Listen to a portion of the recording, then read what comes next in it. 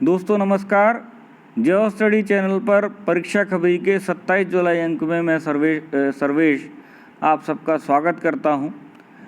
आज परीक्षा खबरी के लिए जो पहली खबर है वो है कि तेलंगाना का जो रुद्रेश्वर मंदिर है वो उसको यूनेस्को ने अपने विश्व विरासत सूची में शामिल कर लिया है और इस तरह से ये भारत का 39वां स्थल है जिसे विश्व विरासत सूची में शामिल किया गया है।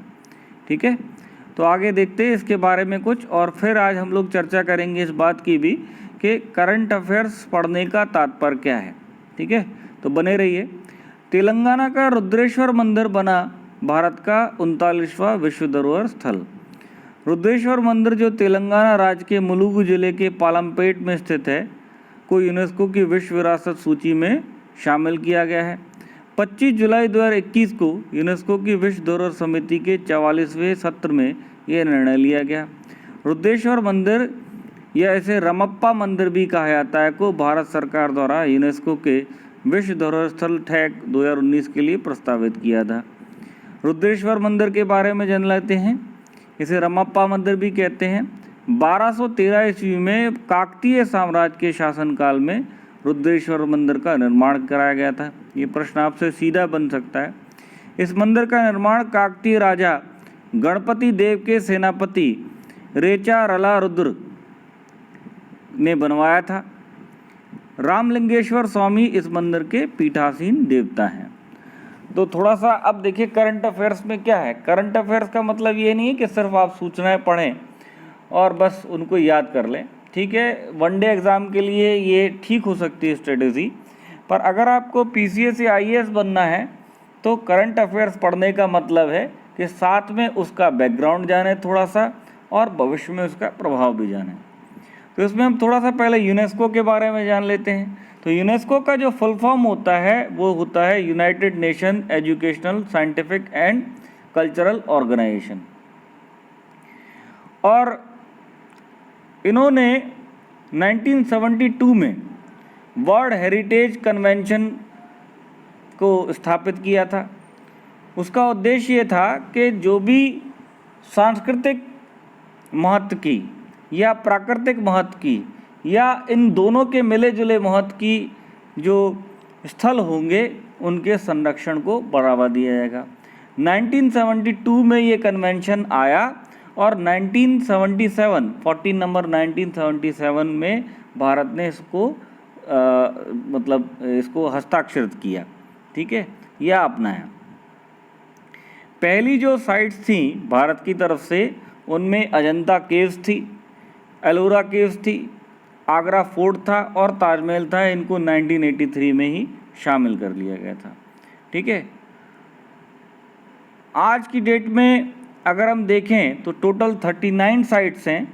उनमें से 31 साइट्स जो हैं वो कल्चरल इम्पोर्टेंस वाली है। जैसे अभी आपने देखा रुद्रेश्वर मंदिर, ये कल्चरल इम्पोर्टेंस वाली साइट है।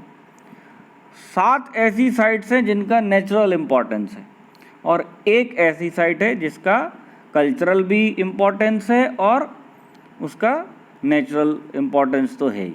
ठीक है ना, तो ये हो गया। इस तरीके से आपको समझना है इतनी बातें कि यूनेस्को, इससे होता क्या है, एक तो पर्यटन को बढ़ावा मिलता है। हम लोग अपनी संस्कृति, सांस्कृतिक विरासत, प्राकृतिक धरोहर इन सब से परिचित होते हैं और उसके संरक्षण को क्या करते हैं और अधिक महत्व देना प्रारंभ कर देते हैं। ठीक है, आगे बढ़ते हैं। अगली खबर क्या है, ग्रीन सोहरा वनीकरण अभियान चेरापूंजी। देखिए 25 जुलाई 2021 सोहरा चेरापूंजी में ग्रीन सोहरा वनीकरण अभियान कैंपेन गृह मंत्री अमित शाह द्वारा लॉन्च किया गया था। वृक्षारोपण और वनीकरण के महत्व पर प्रकाश डालते हुए इस अभियान के लिए दिया गया नारा है एवरग्रीन नॉर्थ ईस्ट। ठीक है, यह अभियान असम राइफल्स और मेघालय द्वारा चलाया जाएगा। वृक्षारोपण अभियान के लिए असम राइफल्स चेरापूंजी के पूरे इलाके को गोद लेगी। चेरापूंजी स्थानीय रूप से इसे सोहरा के नाम से भी जाना जाता है। अमित शाह ने ग्रेटर सोहरा जलापूर्ति योजना का भी उदाहरण किया।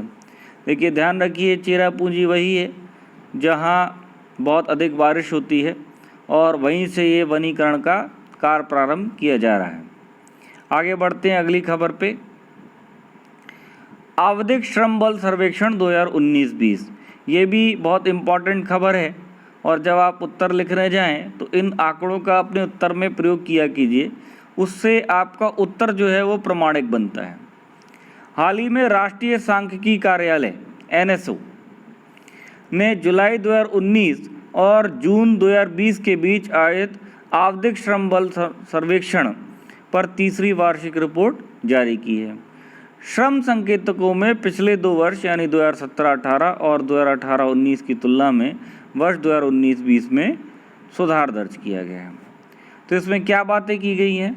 पहली बात ये कि वित्तीय वर्ष 2019-20 में बेरोजगारी दर गिरकर 4.8 तक पहुंच गई है, जबकि 2018-19 में 5.8% थी और 2017-18 में 6.1 थी। तो सीधा सीधा आप देखिए 5.8 से 4.8 आ गई। ये आंकड़ा आप याद रखिएगा, इसको बेरोजगारी का कोई प्रश्न है, निबंध है, वहाँ पर इस आंकड़े को आप कोट कीजिए, आपका उत्तर प्रमाणिक बनेगा, नंबर आपका बढ़ाएगा।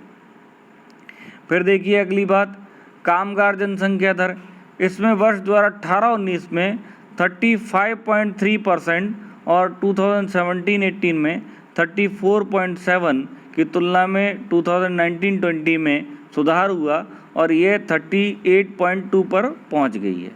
ठीक है, तो पहले की अपेक्षा जो कामगार जनसंख्या है वह भी बढ़ गई है।